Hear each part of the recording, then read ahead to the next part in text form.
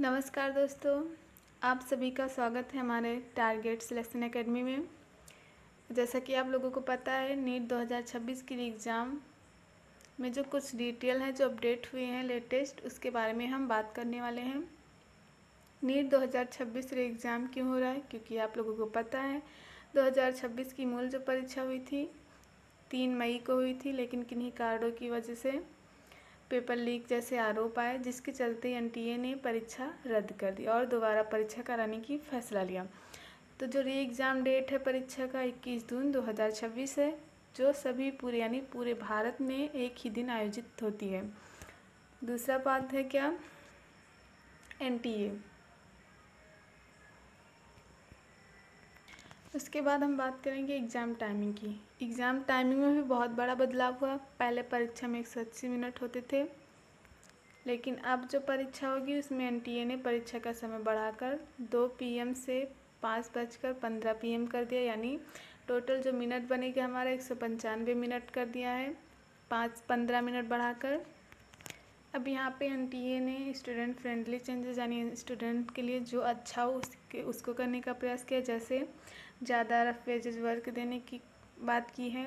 दूसरा क्या है, जिससे छात्र अच्छे से अपना गणना और नोट्स के लिए अधिक जगह की मात्रा बढ़ा सके, अच्छे से कर सकें। दूसरा क्या है, क्वेश्चन बुकलेट डिज़ाइन, यानी जो पहले के क्वेश्चन बुकलेट डिज़ाइन थे उसमें बहुत ज़्यादा पढ़ने में थोड़ा कठिनाई होती थी, लेकिन अभी जो डिज़ाइन बना है उसमें आसानी से हम पढ़ सकते हैं। दूसरा क्या है, बेहतर एग्ज़ाम हॉल प्रोसेस, यानी जैसे एक बार पेपर लीक हुआ है तो उसकी समस्याओं को देखते हुए और ज़्यादा बेहतर सिक्योरिटी लगाने की कोशिश की है। तो यहाँ पे क्या है, वेरिफिकेशन और अटेंडेंस दोनों की प्रक्रिया व्यवस्थित किया गया है। नेक्स्ट स्लाइड पर चलते हैं।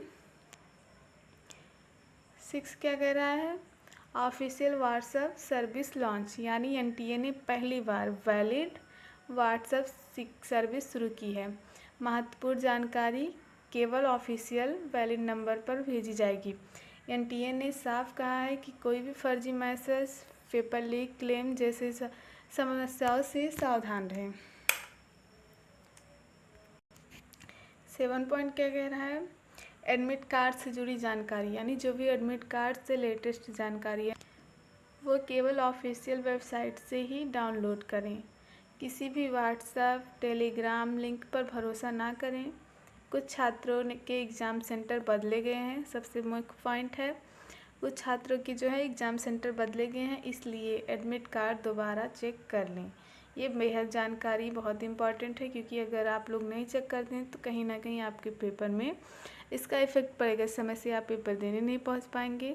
समय से कहाँ सेंटर कितनी दूर गया उसके बारे में डिटेल निकालना मुश्किल होगा, इसलिए इस पर ज़्यादा फोकस करें।